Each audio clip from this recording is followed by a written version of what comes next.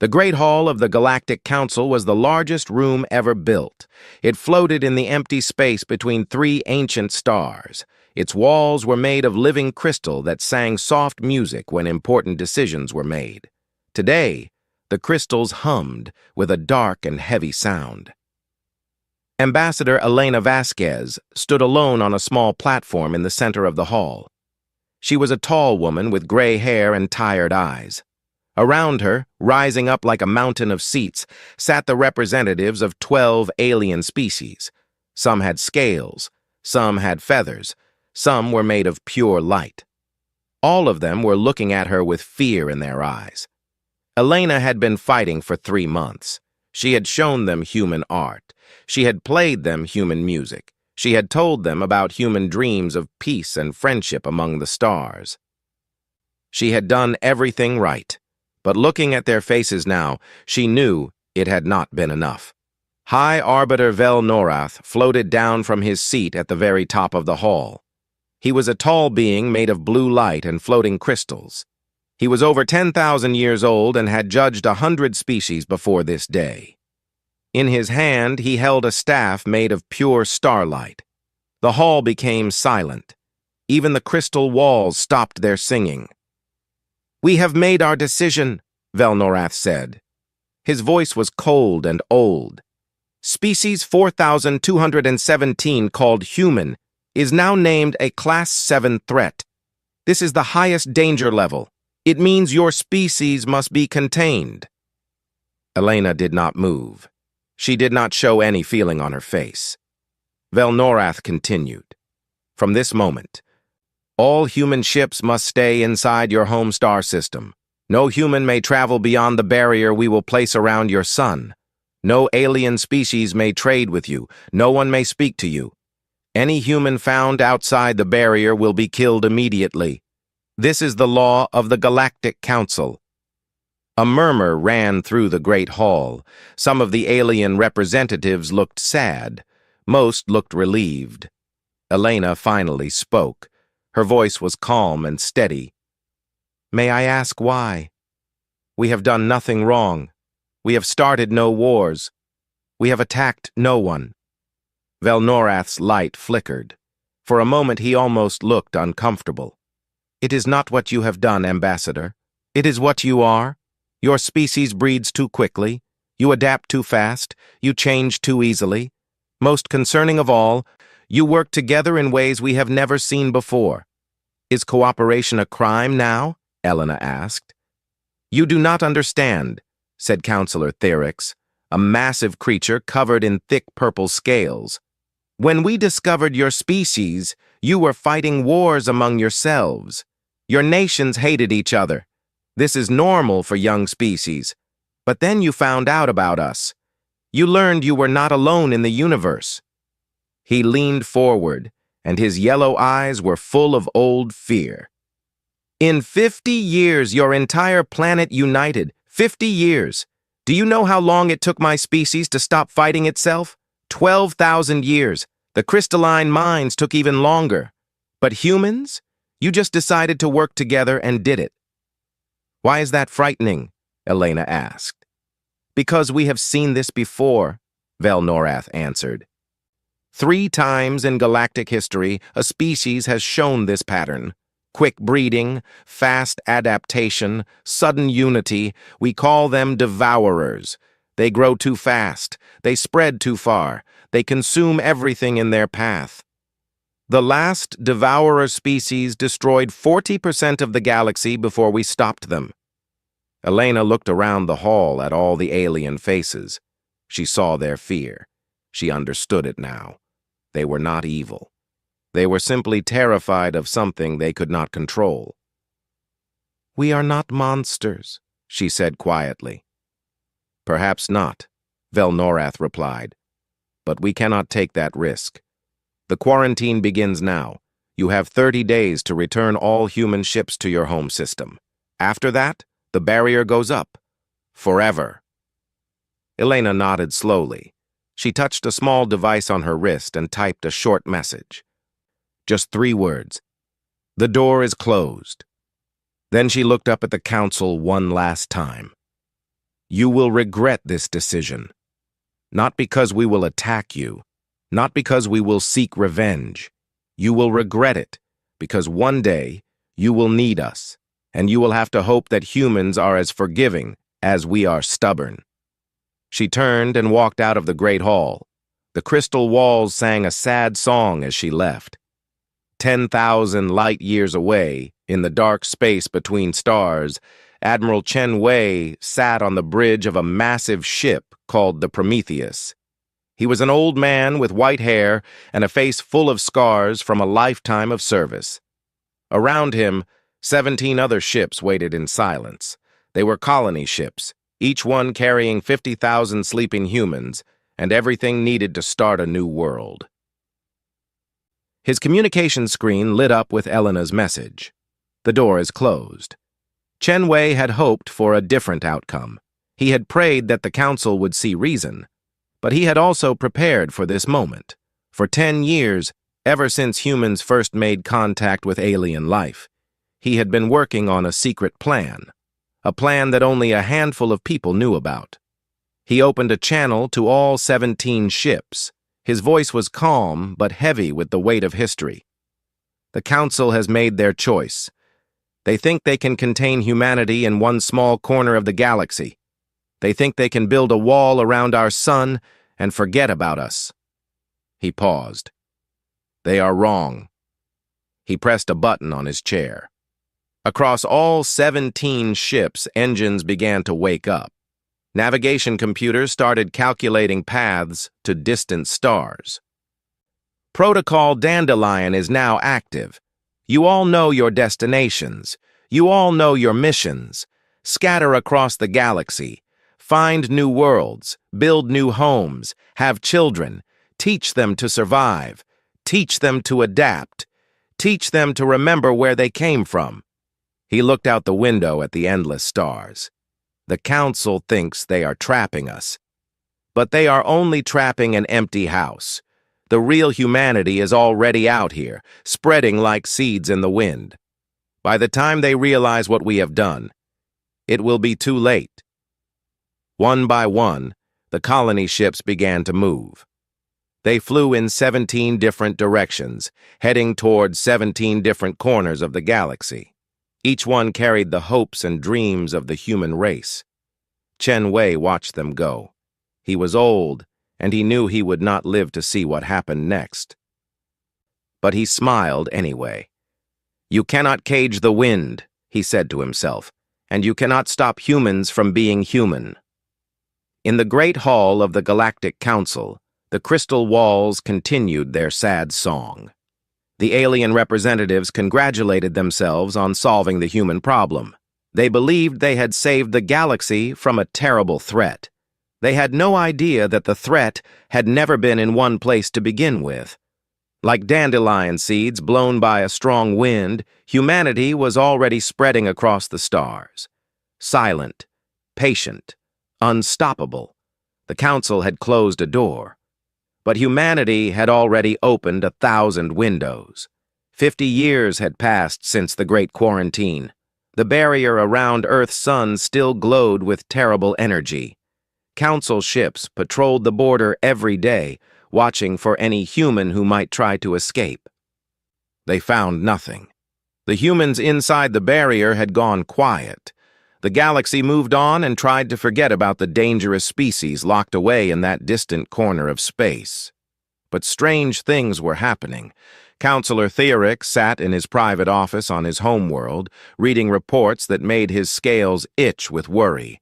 Small things at first, easy to ignore, but the pattern was growing, and he could not ignore it anymore. On a mining moon called Keth 4, a human named Marcus had appeared 3 years ago. Nobody knew how he got there. His documents said he was born on the moon to immigrant parents, but Thyrix knew that was impossible. There were no humans outside the barrier. There could not be. And yet, there was Marcus. He ran the biggest mining operation on the moon now. He employed hundreds of alien workers who loved him like a brother. When inspectors came to question him, the local governor refused to cooperate. Marcus had saved his daughter's life during a tunnel collapse. The governor owed him everything.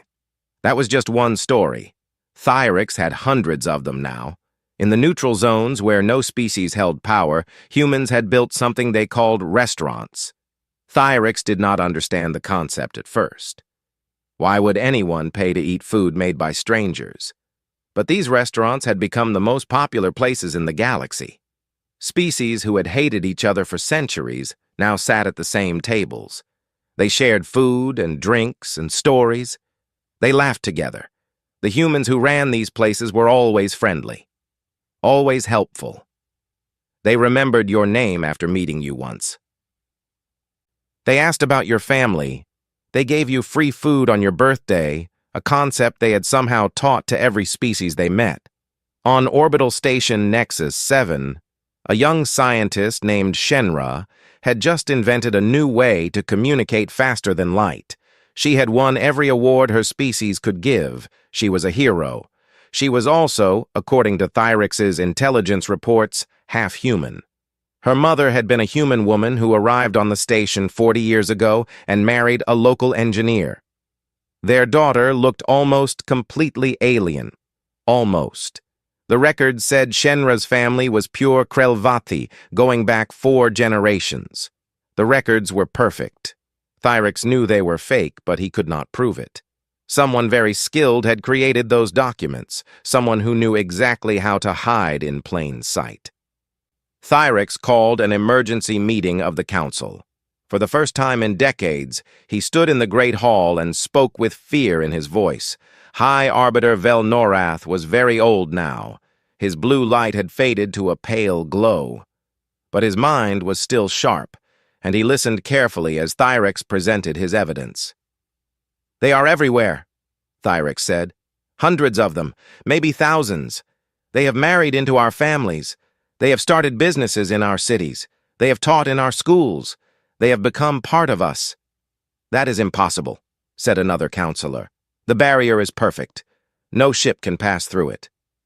"The barrier went up 50 years ago," Thyrix replied.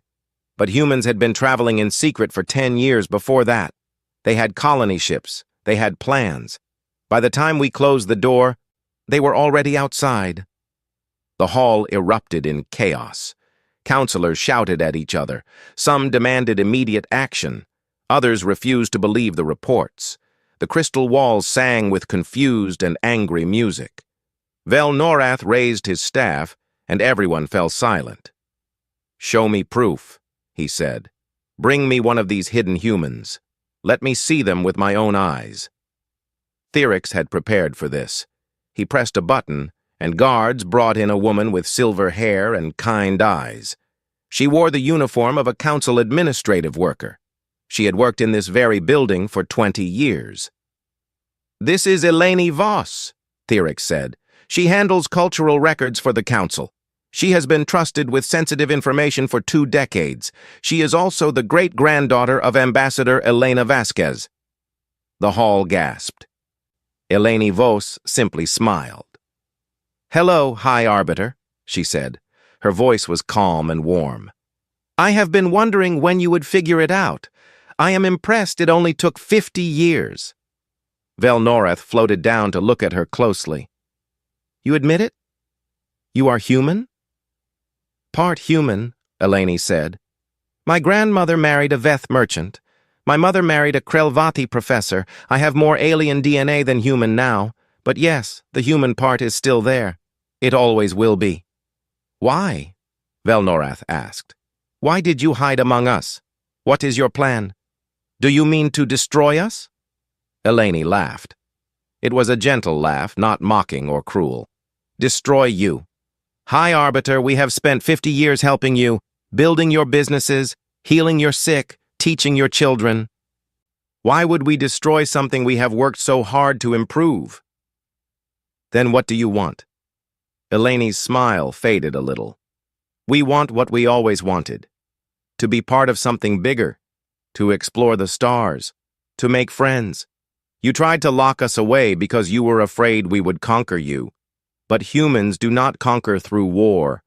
We conquer through love. She looked around the great hall at all the shocked faces. Your children play human games.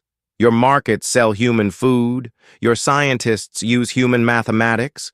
Your artists study human paintings. We did not force any of this. We just shared, and you took what you liked. That is how humans work. We connect, we blend, we become family. Velnorath was silent for a long moment. The crystal walls had stopped singing entirely, as if they were holding their breath. "And if we try to remove all of you," he finally asked, "if we hunt down every hidden human in the galaxy?" Eleni shrugged. "You could try, but many of us have children now, half-human children who look completely alien. They have children too. Where does human end and alien begin? How do you separate water from the ocean?" She stepped closer to the ancient arbiter. "You outlawed humanity, High Arbiter. But you did it too late. We are not a separate species anymore. We are part of everyone. We are in your families, your businesses, your governments. We are in the food you eat and the songs your children sing." She spread her hands wide. "You cannot remove us without removing part of yourselves. That is not conquest. That is not invasion. That is simply what happens when you try to cage a species that was born to connect." Velnorath looked at the woman who had been hiding under his nose for 20 years. For the first time in his very long life, he had no idea what to do next. The crystal walls began to sing again. But this time, the music sounded almost like laughter. The swarm came without warning. One moment, the edge of the galaxy was empty and quiet. The next moment, it was filled with 1 billion hungry mouths. They poured through the darkness like a river of teeth and claws. Their ships were not made of metal. They were made of living flesh, grown from the bodies of species they had eaten long ago. They did not talk. They did not negotiate. They only consumed. The first world to fall was a small colony on the outer rim. The swarm arrived, landed, and ate everything. Plants, animals, people, buildings, even the rocks and soil. When they left, nothing remained but bare stone. The Council sent a fleet to investigate. 300 warships, the pride of the Veth hegemony. The battle lasted 11 minutes. No Council ship survived. The swarm did not even slow down. Panic spread across the galaxy like fire. Species that had not spoken in centuries suddenly called each other for help. Old enemies forgot their wars and tried to stand together. But it was too late. The swarm had been sleeping for 1 billion years, waiting for the galaxy to grow fat with life. Now they were awake, and they were very hungry. World after world disappeared. The crystalline mines, the oldest species in the galaxy, lost their entire home system in a single day. The Krelvathi Dominion fell apart as their leaders fled in different directions. Even the great Veth hegemony, with all its mighty fleets, could only slow the swarm down. They could not stop it. High Arbiter Velnorath called what he knew would be his last council meeting. The great hall was half empty now. Many counselors had died. Others had run away. Those who remained looked broken and afraid. "We have failed," Velnorath said. His light was very dim now. "The swarm cannot be defeated. In 3 months, maybe less, they will reach the core worlds. Then it will be over. The galaxy will be empty again." Nobody argued. Nobody had any hope left. And then every screen in the hall lit up at once. A human woman appeared on the screens. She had dark hair pulled back in a tight braid and eyes that burned with fierce determination. She wore a military uniform covered in medals that no council species recognized. "This is Fleet Admiral Yuki Tanaka of the United Earth Expeditionary Force," she said. "I am broadcasting to every inhabited world in the galaxy. I have a message for the Galactic Council." Velnorath stared at the screen. "How is this possible? The barrier around your sun is still active." Admiral Tanaka smiled. but there was no warmth in it. The barrier surrounds an empty system, High Arbiter. We left Earth decades ago. While you watched our prison, we built an empire. She pressed a button, and a map appeared on every screen. It showed the galaxy, but now there were red dots scattered across it. 72 red dots, each one labeled with a human name. 72 colony worlds, Tanaka said. 400 billion humans. We have been building and growing and preparing for 50 years. We knew something like the swarm might come someday. We planned for it. The counselors looked at each other in shock. They had thought humanity was contained. They had thought they were safe. Instead, humans had spread farther than any species in history. You have been hiding, Vel-Norath said. Waiting. Surviving, Tanaka corrected. There is a difference. You tried to kill us through isolation. We refused to die. But that is not why I am calling. She leaned forward, and her eyes seemed to look directly at every viewer. The swarm is coming for all of us, humans included. Our colony worlds are in danger too. We could hide. We could let the swarm eat the species that tried to destroy us. Many of my people wanted exactly that. They said we should watch you burn. She paused. The silence was heavy. But that is not what humans do. We fight, we protect, even when it is stupid, even when it is dangerous, even when the people we are saving do not deserve it. She stood up straight and spoke with the voice of someone making history. The United Earth Expeditionary Force is offering joint operations against the swarm. Our ships, your ships, fighting together. Our technology shared freely. Our soldiers standing beside yours. One chance to save the galaxy. Vel-Norath found his voice. After everything we did to you, you would help us? Humans have a saying, Tanaka replied. The enemy of my enemy is my friend. You were our enemies. The swarm is your enemy. The math is simple. Another pause. Her face hardened. But let me be clear. This is the only offer. You have 6 hours to respond. After that, we assume you prefer to die alone, and we will use all our resources to save human worlds only. No second chances. No negotiations. Decide. The screens went dark. The Great Hall erupted into chaos. Some counselors screamed that it was a trap. Others wept with relief. A few laughed at the impossible situation. They had spent 50 years trying to destroy humanity, and now humans were their only hope. Vel-Norath floated in the center of the storm, thinking. He was very old and very tired. He had seen many things in his long life. He had made many decisions, some good and some terrible. The quarantine had been his idea. He had truly believed he was saving the galaxy from a monster. Now the real monsters were here, and the species he had tried to cage was offering to save him. He raised his staff, and the hall fell silent. We were wrong, he said. The words hurt to speak, but they needed to be said. We feared humanity because they were different, because they grew fast and changed quickly, because they refused to behave like other species. We called them devourers. He looked at the empty screen where Tanaka had been. But the real devourers are here now. And humanity is offering to fight them with us. Not because they forgive us. Not because they have forgotten what we did. But because that is simply who they are. He turned to face the council. I will contact Admiral Tanaka and accept her offer. Anyone who disagrees may leave. But I am done being afraid of humans. It is time to be afraid of the right enemy.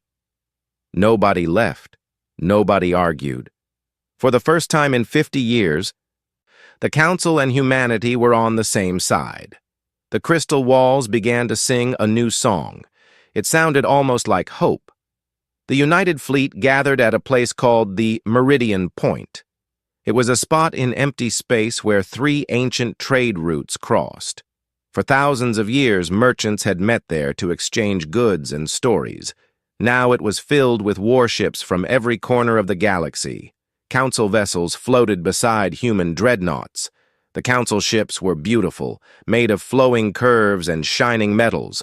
The human ships were ugly, built from thick armor plates and covered with weapons. They looked like they had been designed by people who expected to get hurt and wanted to hurt back even harder. Admiral Yuki Tanaka stood on the bridge of the UES Indomitable, the largest human warship ever built. Around her, officers from a dozen different species worked together for the first time in history. It was not easy. The Veth did not understand human humor. The Krelvati thought human food smelled terrible. The crystalline minds could not figure out why humans needed to sleep. But they were learning. That was the important thing. The first battle against the swarm was a disaster. Not because the combined fleet lost, but because the council species did not know how to fight the human way. The swarm attacked with overwhelming numbers. Millions of living ships poured toward the fleet like a wave of hungry insects. The council commander, a Veth general named Cross, ordered retreat after losing only 15% of his forces. Captain Omar Hassan, commanding the human carrier Perseverance, could not believe what he was hearing. "Retreat!" he shouted into his communicator. "General, the battle just started." "We have lost too many ships," Cross replied. "Standard doctrine requires withdrawal when losses exceed 10%. Hassan rubbed his face with his hands. He had forgotten that council species did not fight like humans did. "General, let me share something with you," Hassan said. He sent a file to Cross's screen. It was a history of human warfare. 200 years ago, humans fought each other in something called World War II. One side lost 400,000 soldiers in a single battle. They kept fighting for 2 more years after that, and they won. Silence on the channel. "Your species is insane," Cross finally said. "Yes," Hassan agreed, "but we win." The fleet did not retreat. Instead, the human ships pushed forward, taking the damage that council vessels could not handle. Human marines boarded enemy ships and fought hand-to-hand in dark corridors filled with monsters. Human pilots flew suicide runs into the hearts of swarm formations, buying time for others to escape. Day after day, battle after battle, the council species learned what human stubbornness really meant. The swarm learned too. They had eaten 100 galaxies. They had never faced an enemy that simply refused to give up. The turning point came at a world called Athenax 9. It was the last sanctuary of the crystalline minds, home to 1 billion of the galaxy's oldest living beings. The swarm had surrounded the planet with enough ships to block out the sun. Every council military analyst said the same thing: 0 chance of survival. Admiral Tanaka called a meeting of all fleet commanders. The holographic display showed the terrible situation. Swarm ships covered the screen like a disease. "We cannot save them," said General Cross. "The numbers are impossible. We should focus our forces elsewhere." Tanaka looked at him with cold eyes. 1 billion people are going to die.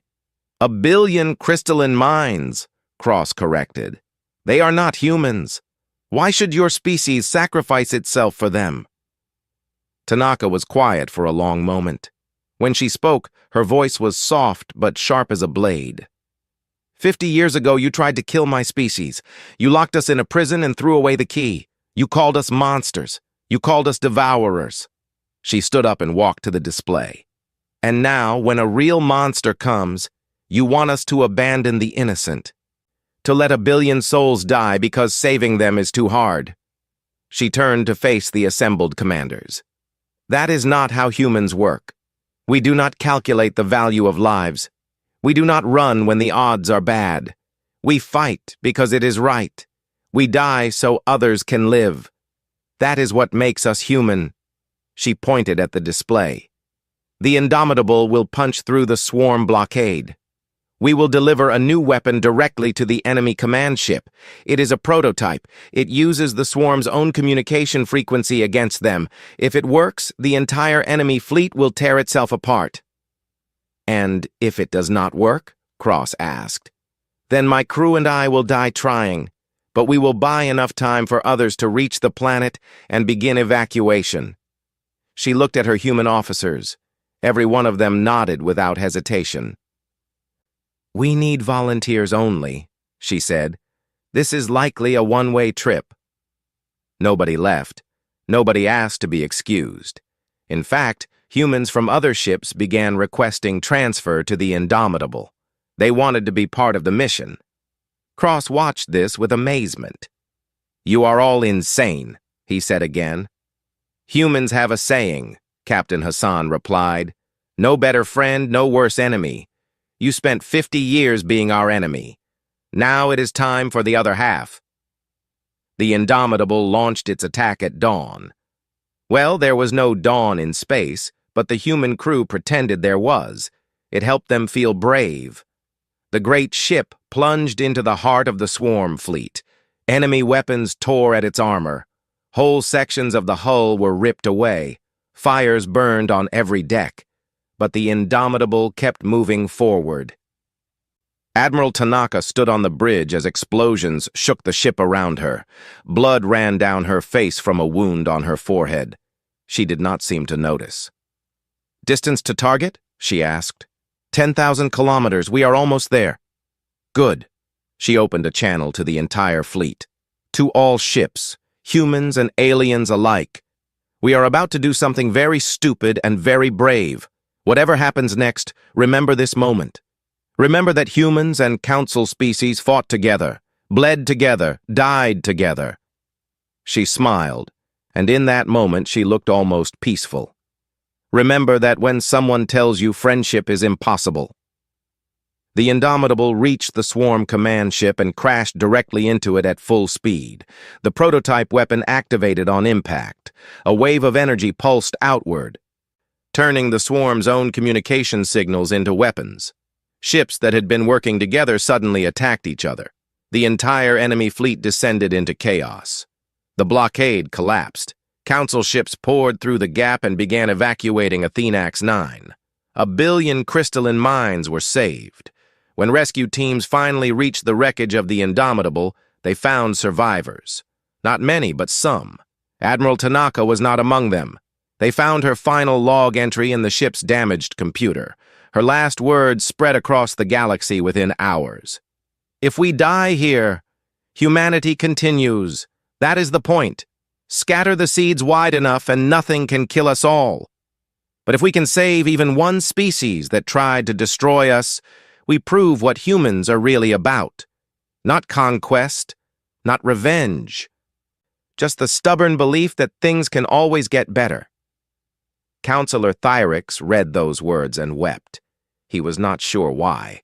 Perhaps because he finally understood what humanity really was. Not monsters, not devourers, just stubborn, foolish, beautiful creatures who would die for strangers.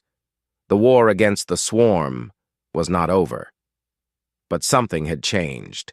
For the first time, the galaxy believed it could win. And that belief had a very human name. 100 years had passed since the day the Galactic Council outlawed humanity. The galaxy had changed so much that visitors from that time would not recognize it. The swarm was gone, driven back beyond the edge of the galaxy into the empty darkness between stars. The war had taken 30 years and cost more lives than anyone wanted to count. But the United Fleet had won. Humans and council species fighting together had done what neither could do alone. Now the Great Hall of the Galactic Council was full again. But it looked very different. The old crystal walls still sang their music, but they had learned new songs, human songs, love songs and war songs and silly songs that made no sense but made everyone laugh. The seats that once held only pure-blooded aliens now held mixed families. Veth married to humans. Krelvathi with half-human children on their laps. Even a few crystalline minds who had somehow learned to appreciate human jokes floated near the ceiling. The galaxy had become one big family, messy and complicated and wonderful. At the center of the hall stood President Coordinator Maya Vasquez Thyrix. She was the great-great-granddaughter of Ambassador Elena Vasquez, the woman who had stood alone in this same hall a century ago. Maya's husband, a purple-scaled Veth named Korith, stood beside her. Their twin children, who looked like tiny purple humans with scales on their arms, played quietly at their feet. This was the centennial celebration. 100 years since the quarantine. 100 years since humanity refused to die quietly. Maya stepped forward to address the assembly. Behind her, a giant screen showed images from across the galaxy. Human and alien children playing together. Markets where every species bought and sold side by side. Schools where young beings of every shape learned the same lessons. 100 years ago, this council tried to outlaw humanity. Maya began. Her voice was strong and clear, like her great-great-grandmother's had been. You were afraid of us. I understand why. We were different. We changed too fast. We refused to follow your rules. She smiled, and the hall smiled with her. You thought we would conquer you through war. You thought we would spread across the galaxy like a disease, taking everything for ourselves. So you locked us in a cage and tried to forget about us. She gestured to the mixed families filling the seats around her. You were right that we would spread. You were right that we would change everything. But you were wrong about how. She pressed a button, and the screen showed a map of the galaxy. Every world was connected by glowing lines of trade and friendship. We did not conquer you with weapons. We conquered you with restaurants and music and stories. We conquered you by falling in love with your children and teaching your grandchildren to dream. We conquered you by being too stubborn to hate you back. She looked directly at the oldest being in the room. Velnorath still lived somehow. His light was very faint now, barely a whisper of blue. But he had insisted on attending this celebration. He sat in a special seat near the front, surrounded by the hybrid descendants of species he had once tried to keep separate. High Arbiter, Maya said to him. You outlawed humanity. But by the time you did, we were already everywhere. We were in your trading posts and your universities. We were in your families. We were becoming part of you. She walked toward him, and the hall watched in silence. You called us devourers, and in a way, you were right. But we did not devour your planets or your resources. We devoured your loneliness. We devoured your walls and borders and ancient hatreds. We devoured everything that kept you apart. She reached Velnorath and knelt beside his chair. The ancient being looked at her with eyes that had seen 10,000 years of history. Was it worth it? She asked softly. 100 years of fear and war and change. Was it worth it? Velnorath was silent for a long moment. When he spoke, his voice was barely a whisper.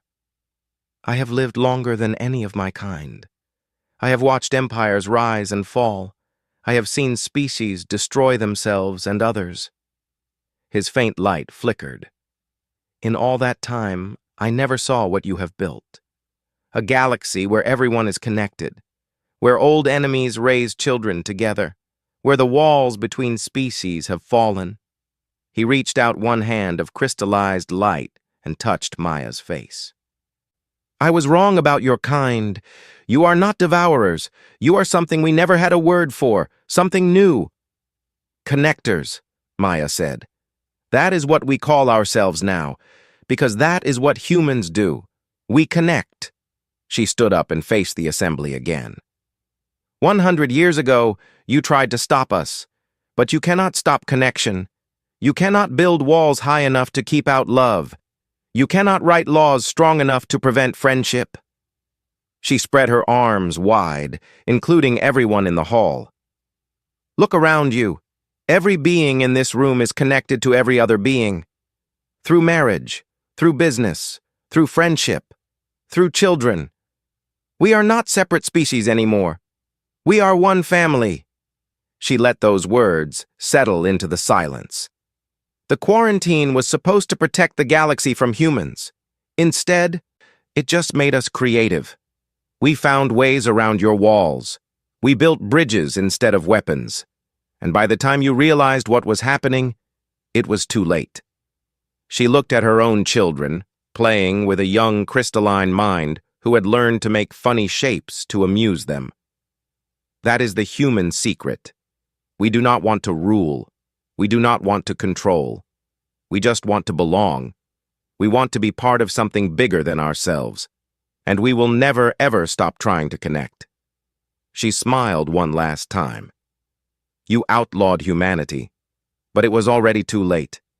Because by then we were already everyone. The hall erupted in celebration. Music played from the crystal walls. Beings of every species danced together. Old enemies embraced. Young children ran between the legs of giants, laughing and screaming in a dozen different languages. In the corner of the great hall, a historian made a note for future records. She wrote, "On this day, the galaxy officially stopped trying to define where humanity ended and everyone else began. Because after 100 years of connection, that line had disappeared completely." High Arbiter Velnorath watched the celebration from his chair. He was wearing a human-style suit, a gift from Maya's children. It looked ridiculous on his crystalline body. He did not care. For the first time in 10,000 years, he was smiling. The crystal walls sang the loudest song they had ever sung. It was a human song about never giving up, about fighting for the people you love, about being too stubborn to quit. It was the perfect song for the galaxy humanity had built, not through conquest, not through war, but through the simple, unstoppable power of connection. The Galactic Council had outlawed humanity, but humanity had simply loved them back until the law did not matter anymore. And that, the historian wrote, was the most human thing of all. The ungrateful stars. Ambassador Elena Vasquez stood in the Great Hall of Meridian Prime and watched the future of humanity being decided by creatures who had never bothered to learn her name. The hall was massive, built 12,000 years ago by species that now sat in floating chairs and looked down at her with cold eyes. She was the only human in the room. She had never felt more alone. The galactic concord had existed for millennia, before humans ever looked up at the stars and wondered what was out there. 47 species had joined together to create peace among the stars. They had built jump gates that could send ships across the galaxy in moments. They had created laws and trade routes and a civilization that stretched across 1,000,000 worlds. Humanity had joined only 200 years ago.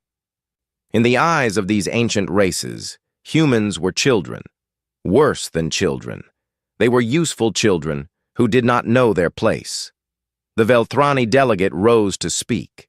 His body was made of living crystal, and light passed through him like water through glass. His voice was cold and musical, like wind through ice. "Humanity has proven itself unstable," he said. "Their emotions cloud their judgment. Their culture is primitive. Their contribution to the concord is minimal at best. I propose we reduce their voting rights to observer status. They may watch, they may not decide." Elena felt her hands shake. She pressed them flat against her sides and kept her face calm. She had learned long ago that showing emotion in this room was a mistake. They would use it against her. They always did. The vote took less than an hour. 38 species voted yes. 9 voted no. Humanity lost its voice in the concord. Elena walked out of the hall with her head held high. She did not cry. She did not scream. She went to her quarters and sat in the dark for a long time.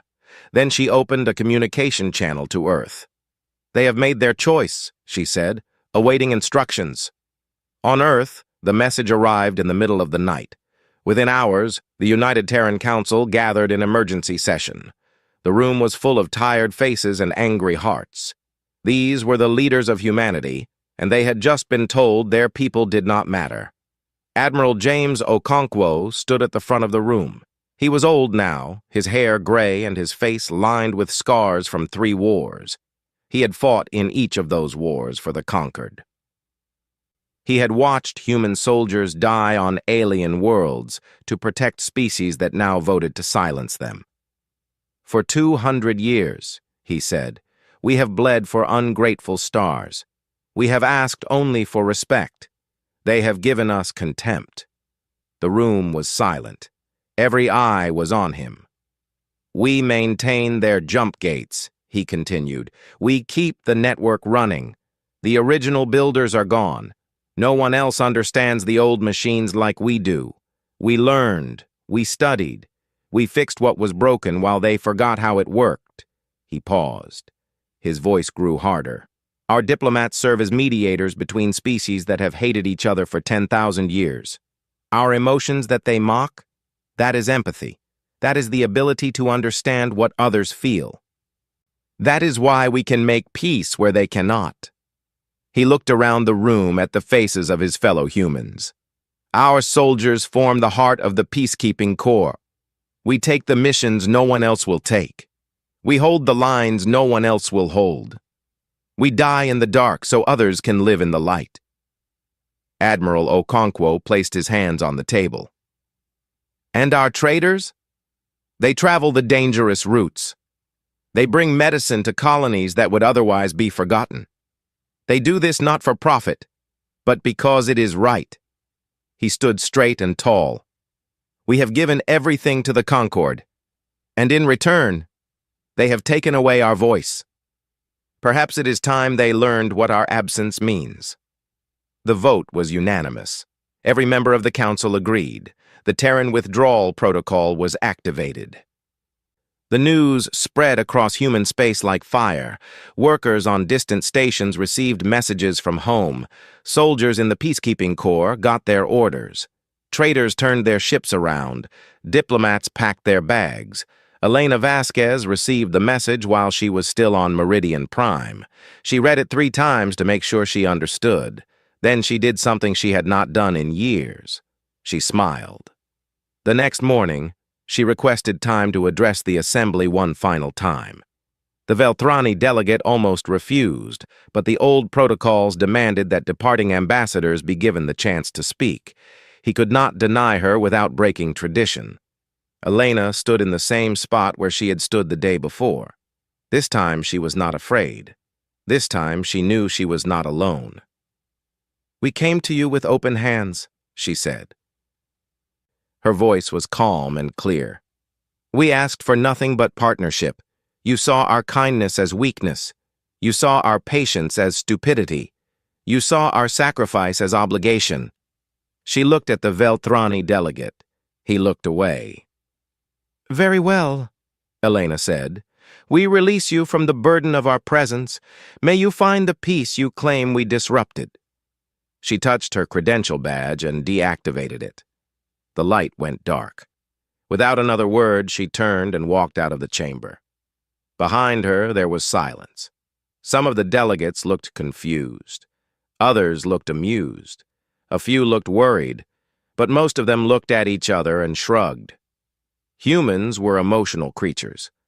This was just another tantrum. They would be back in a week, begging for forgiveness. They were wrong. Across the galaxy, human ships began moving toward the borders of Terran space. They moved in an orderly fashion, following schedules and protocols. There was no chaos. There was no anger. There was only quiet determination. The last human ship crossed into Terran space on Galactic Standard Date 4891.267. Behind it, the border stations went dark. The humans were gone, and the galaxy was about to learn what it had lost. The quiet departure chief engineer Marcus Chen had worked on Jump Gate Epsilon 7 for 15 years. He knew every wire, every circuit, every strange piece of ancient technology that the original builders had left behind. He had spent countless nights fixing problems that no one else could solve. He had done it because it mattered. He had done it because he cared. Now, he had 1 week left. His replacement was a Korvathi named Seleth. The Korvathi were insect-like creatures with 6 arms and compound eyes. They believed they were the most intelligent species in the galaxy. They told everyone this at every opportunity. Marcus spent his final week trying to teach Seleth everything he knew. He showed him the main control systems. He explained the power regulators. He pointed out the 40 different backup systems that Marcus had installed himself over the years, systems that were not in any manual, systems that Marcus had added because he noticed small problems that could become big problems. Seleth barely listened. "You organics make everything so complicated," he said, waving two of his arms in dismissal. "The mathematics are elementary. I do not need a human to explain basic engineering to me." Marcus did not argue. He had learned long ago that arguing with Korvathi was pointless. Instead, he simply finished his documentation. He wrote down everything he knew, every repair, every modification, every trick he had learned. He left it all in a file for Seleth to read. On his last day, Marcus stood at the airlock of the station. Seleth came to see him off. It was a formality, nothing more. "Good luck," Marcus said.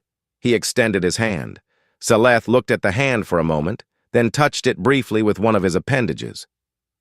"Luck is a human concept. We prefer competence." Marcus nodded. He stepped onto the transport and did not look back.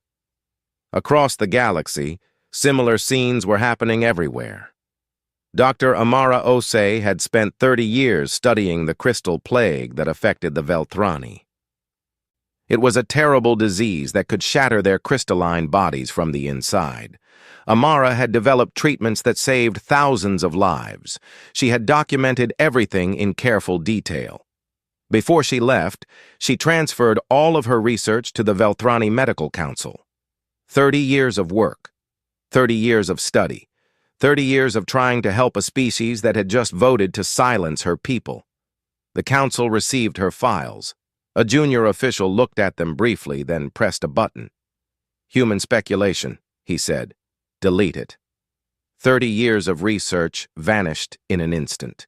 Captain Diego Reyes commanded a peacekeeping unit in the Kethrani Corridor. The corridor was a border region where two species had been fighting for centuries. Diego and his soldiers had kept the peace for 80 years. They had stood between the two sides and refused to let them kill each other. Now they were leaving. Diego gathered his soldiers on the morning of their departure. Most of them were young. Most of them had never known a life without the Concord. They looked confused and sad. "We did good work here," Diego told them. "We kept the peace. We saved lives. Remember that. No matter what happens next, remember that we did what was right." They boarded their transports and flew away. Behind them, the two sides of the Kethrani corridor looked at each other across the empty space where the humans used to stand. Within hours, the shooting started. Merchant Captain Yuki Tanaka made her final supply run to the rimward colonies. These were small settlements on the edge of known space. They were far from the main trade routes. They were dangerous to reach. Most species refused to go there.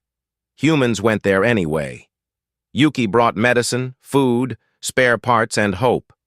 She had been making this run for 20 years. She knew the colonists by name. She knew their children and their grandchildren. "Stock up," she warned them. "Store everything you can. It might be a long time before anyone comes this way again." The colonists laughed. "You humans and your worrying," said the colony leader, a large being with blue skin and 4 arms. "Someone else will come. There is always someone." Yuki did not argue. She hugged the children who came to say goodbye. She gave them candy and small toys she had brought from Earth. Then she flew away. She cried for the first 3 hours of the journey home. Back on Meridian Prime, the Concord media covered the human withdrawal with amusement. News programs showed clips of human ships leaving and made jokes about emotional tantrums. Experts appeared to explain that humans had always been unstable. This was simply proof. "The galaxy functioned for 12,000 years before humans," said the Velthrani ambassador in an interview. "It will function for 12,000 more after they have sulked themselves into irrelevance." The audience laughed. They laughed a lot in those days. No one noticed the small things. No one noticed that the jump gates needed daily adjustments that humans had been making quietly for centuries. No one noticed that the trade routes humans traveled were the ones no one else wanted. No one noticed that the peace in dozens of border regions was maintained by human diplomats working in small offices far from the cameras. No one counted the 847 minor roles that humans filled across the Concord. Jobs so small they were not worth recording. Jobs so essential that everything would fall apart without them. The humans knew. They had always known. But they had done those jobs anyway because they believed in the Concord. They believed in partnership. They believed that if they worked hard enough and gave enough, they would eventually earn respect. They had been wrong. The last transport crossed into Terran space on a quiet morning. The border stations powered down. The communication channels closed. The humans were gone. In the Great Hall of Meridian Prime, the delegates returned to their normal business. They discussed trade and treaties and the same arguments they had been having for 12,000 years. None of them looked at the empty seat where the human ambassador used to sit. None of them noticed that the lights in the hall flickered slightly, just for a moment, as a circuit somewhere in the station began to fail. None of them noticed that the first cracks had already appeared in the foundation of their world. They would notice soon enough. The silence that screamed. 3 months after the humans left, Jump Gate Epsilon 7 began to scream. Seleth was working alone when the alarm started. Red lights flashed across every console. Warning messages filled every screen. Something was wrong with the harmonic stabilizers, something that Seleth had never seen before. He ran the diagnostics exactly as Marcus Chen had shown him. The readings made no sense. Numbers appeared that should have been impossible. The gate was shaking itself apart, and Seleth did not know why. He pulled up the documentation that Marcus had left behind. He read the first page, then he read the second page. Then he felt his blood run cold. The documentation referenced 40 additional systems, 40 systems that Marcus had installed over 15 years, 40 systems that were not in any official manual. Seleth had never looked at them. He had not even known they existed. Marcus had been doing 2 jobs. He had been doing his official work, and he had been quietly fixing dozens of other problems that no one else noticed. He had done this work without praise or recognition. He had done it simply because it needed to be done. And now Seleth had no idea how any of it worked. The gate failed during peak transit hours. 14 ships were trying to pass through when the dimensional field collapsed. The ships were torn apart in an instant. 6,000 beings died in a flash of light. The news spread quickly. Jump Gate Epsilon 7 was closed for repairs, but the repairs were slow. The engineers who came to fix it could not understand the systems that Marcus had built. They had to start from nothing. It would take 2 years to fix. 2 years without a major transit route. Trade would be disrupted. Colonies would be cut off. Economies would suffer. And Epsilon 7 was just the beginning. In the Kathrani corridor, the war had spread beyond anyone's imagination. Captain Diego Reyes and his soldiers had held the peace for 80 years. Without them, 80 years of hatred came flooding back. Both sides blamed the other. Both sides attacked first. Villages were burned. Cities were bombed. Refugees fled in every direction, desperate to escape the violence. They ran toward conquered space, expecting to find help waiting for them. In the old days, human aid ships would have been there already. Humans always arrived first at disasters. It was something they were known for. But the aid ships did not come. The Concord sent messages of concern. They held meetings to discuss the crisis. They formed committees to study the problem, but no one actually went to help. The refugees died by the millions. They died in broken ships. They died in overcrowded camps. They died waiting for help that never came. On the rimward colonies, the situation was even worse. Captain Yuki Tanaka had warned them to stock up. They had laughed at her. Now they were not laughing anymore. The medicine ran out first, then the spare parts, then the food. The colonists sent distress calls to the Concorde, but no one answered. The trade routes to the Rim were too dangerous. The profits were too small. No one wanted to risk their ships. The humans had risked their ships. The humans had made the journey for 20 years. But the humans were gone. 3 colonies died in the first month. Their distress beacons kept broadcasting long after the last colonist was dead. No one came to turn them off. On Velthrani Prime, the Crystal Plague returned. It started in a small city on the southern continent. A few dozen cases at first. The local doctors tried to treat it with the old methods. The old methods did not work. The plague spread quickly. Thousands became sick, then tens of thousands. The crystalline bodies of the Velthrani began to crack and shatter from the inside. The medical council searched their databases for research on the plague. They found nothing useful, nothing modern, nothing that could help. One junior official remembered the files that Dr. Amara Osei had sent. 30 years of research, treatments that had saved thousands of lives. He searched for the files. They had been deleted. Human speculation. Gone forever. The plague killed the High Crystallum of Velthrani within 3 weeks. The most important religious leader of the Velthrani people, dead from a disease that a human doctor had learned to treat. High Arbiter Thesson of the Concorde called an emergency session of the Assembly.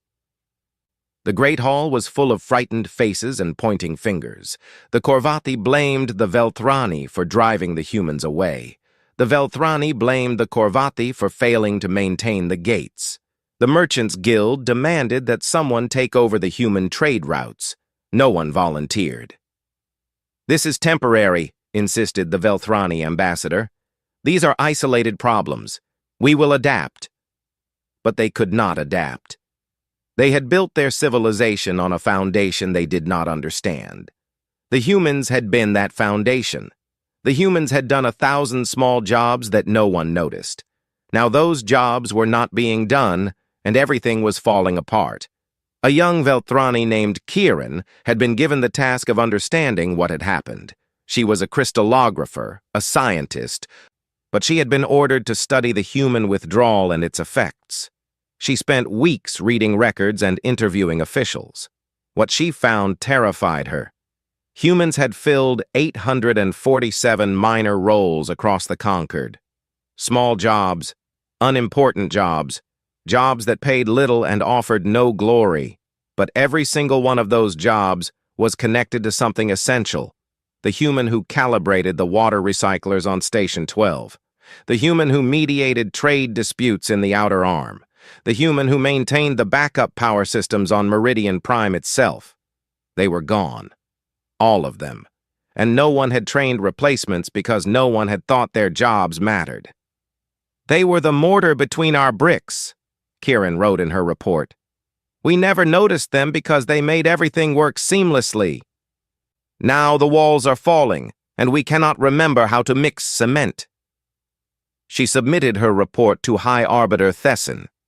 The Arbiter read it in silence. Then she ordered it classified. The official position remained unchanged. "The situation is temporary. We will adapt." But in her private chambers, Thesson sat alone in the dark and wondered if they had made a terrible mistake. Outside her window, the lights of Meridian Prime flickered again. Another circuit failing. Another problem that no one knew how to fix. The silence where humans used to be was growing louder every day. Harvest of hubris. 1 year after the humans left, the Galactic Concorde was dying. The jump gate network operated at 34% capacity. More than half of the gates had failed or were too dangerous to use. Repair teams worked day and night. But they could not keep up. Every time they fixed one gate, 2 more would break. Species that had traded for thousands of years found themselves cut off from each other. Ships that once crossed the galaxy in hours now took months to reach their destinations. The safe routes were crowded and slow. The dangerous routes were deadly. The galactic economy collapsed. Factories closed because they could not get raw materials. Farms failed because they could not ship their food. Billions of beings lost their jobs. Billions more lost their homes. Famine spread through the colonies. Worlds that had depended on human supply chains began to starve. They sent desperate messages to the core worlds, begging for help. The core worlds had their own problems. The peacekeeping corps, now entirely non-human, refused to deploy to dangerous zones. Their new commanders looked at the casualty reports from the old human missions and decided it was not worth the risk. "We are peacekeepers, not soldiers," they said. "We cannot be expected to die for others." The humans had been expected to die for others. The humans had done it without complaint. Now the border regions burned while the peacekeeping corps sat in their comfortable stations and waited for orders that never came.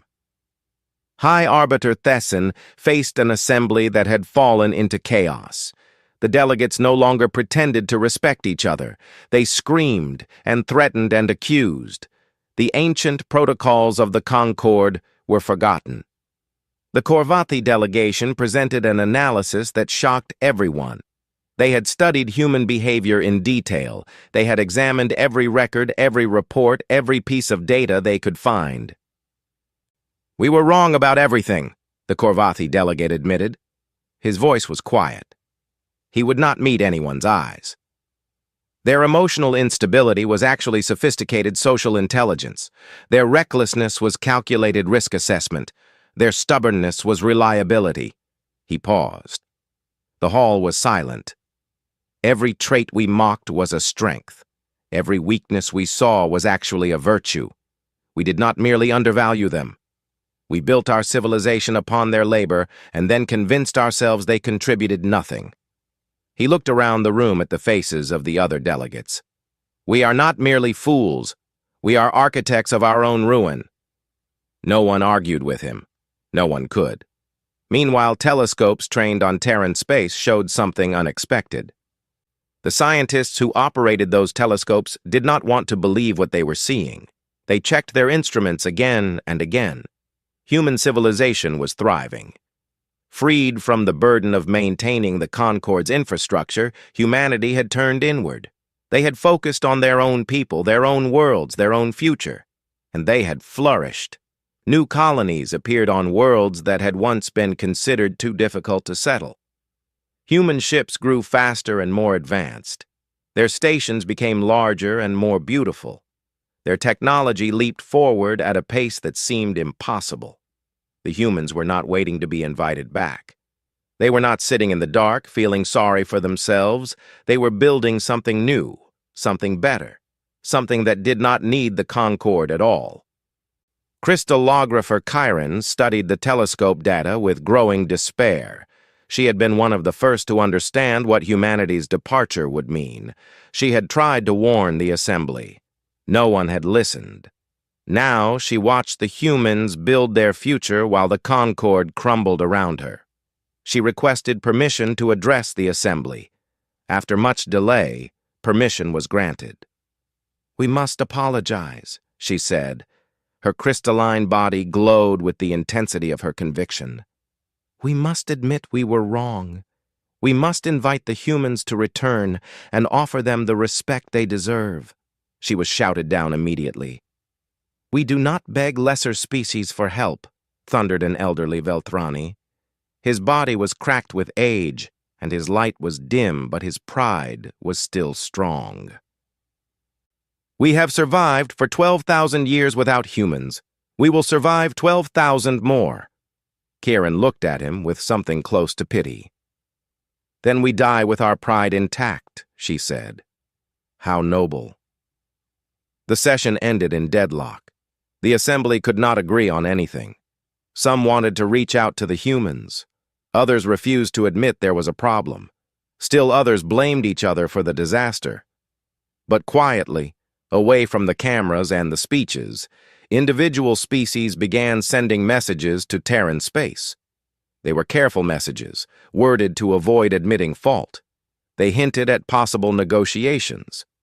They suggested that perhaps there had been misunderstandings. The messages went unanswered.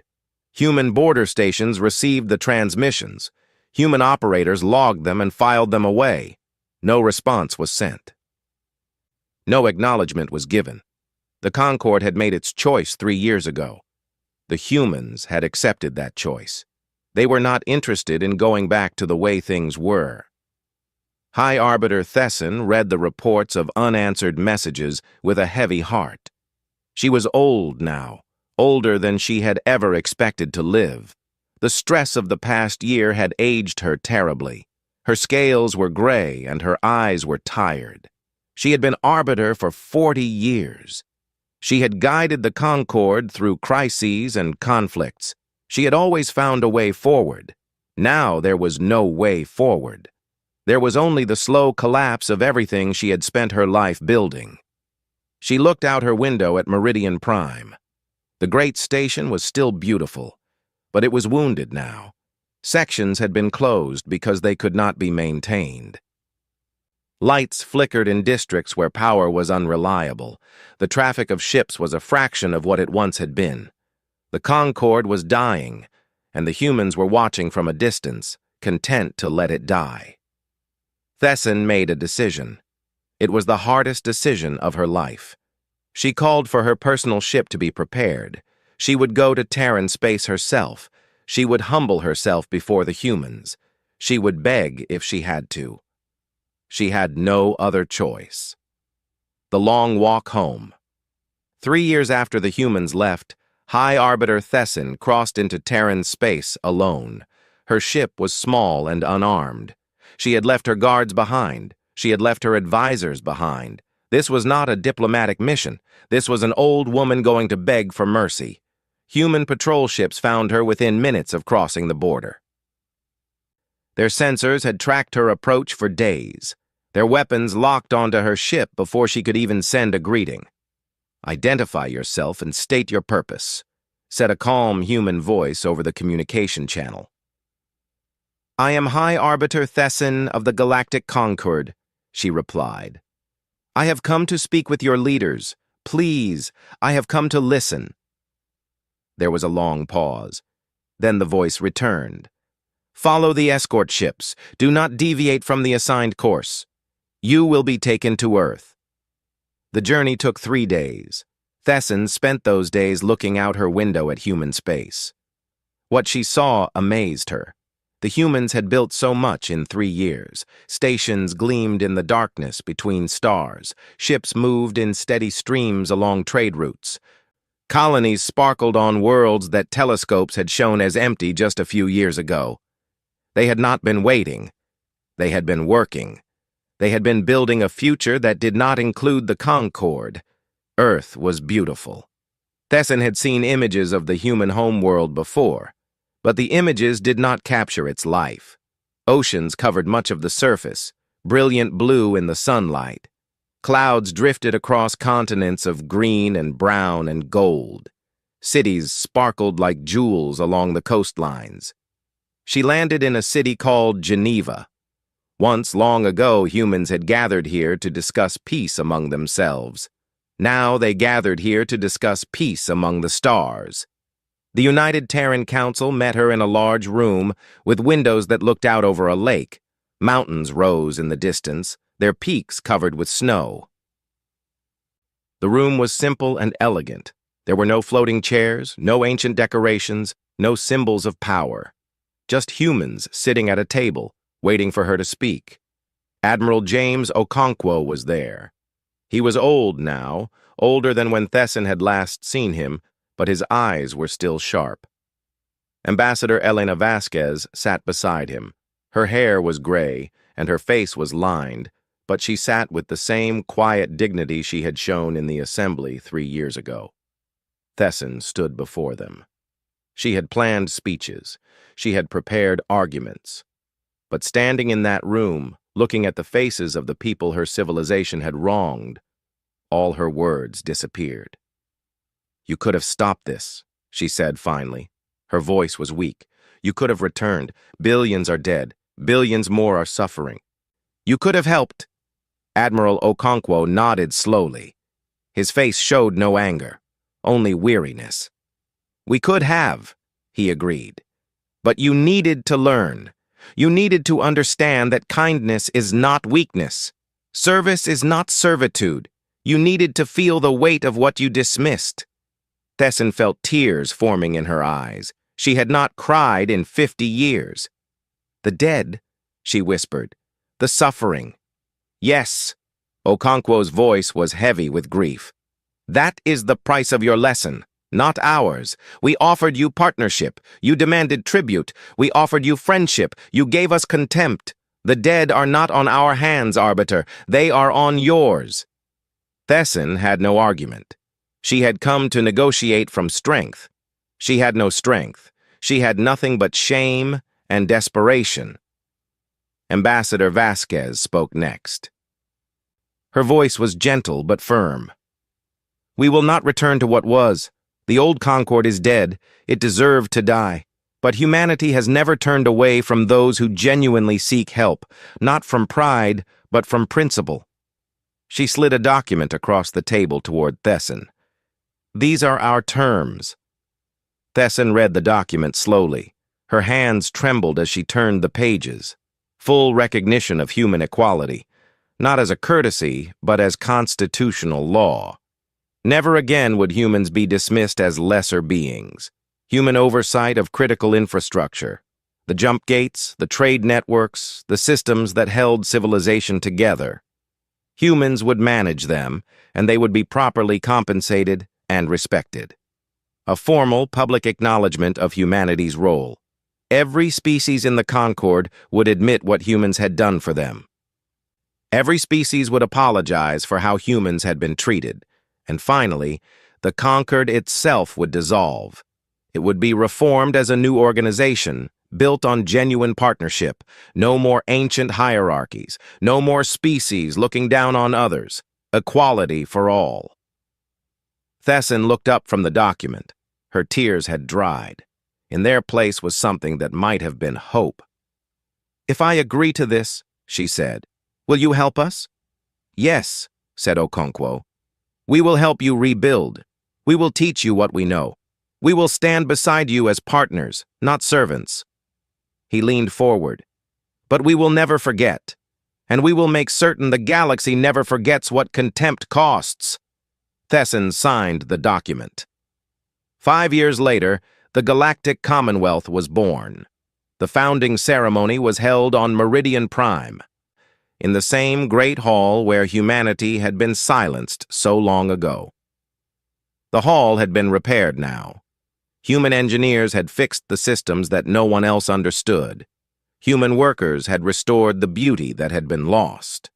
The new constitution was read aloud to representatives of 47 species. At its heart was a simple principle that humans had tried to teach by example. No species stands alone. No contribution is minor. The chain is only as strong as the link we most neglect. Crystallographer Chiron watched the human delegation take their seats.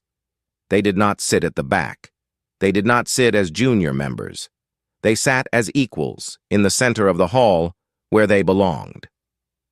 After the ceremony, Chiron approached Admiral Okonkwo. He was retired now, but he had come to witness this moment. He stood by a window, looking out at the stars. "Do you hate us?" Chiron asked. "For what we did?" Okonkwo considered the question for a long moment. His face was peaceful. "No," he said at last. "Hate requires energy we would rather spend building. But we remember. And we will make certain the galaxy never forgets." He extended his hand toward her. Chiron looked at it. She remembered Seleth, the Korvathi engineer who had refused to learn from Marcus Chen. She remembered the deleted research files. She remembered the dead. She took his hand. "Thank you," she said, "for coming back." Okonkwo smiled. It was a tired smile, but it was real. "That is what humans do," he said. "We help. Even when we are not appreciated, even when we are not thanked. We help because it is right." He turned back to the window. The stars stretched out before them, beautiful and endless. But it is nice, he added quietly, to finally be appreciated. Kieran stood beside him in silence. Together, they watched the ships of the new Commonwealth beginning their journeys. The stars were grateful at last.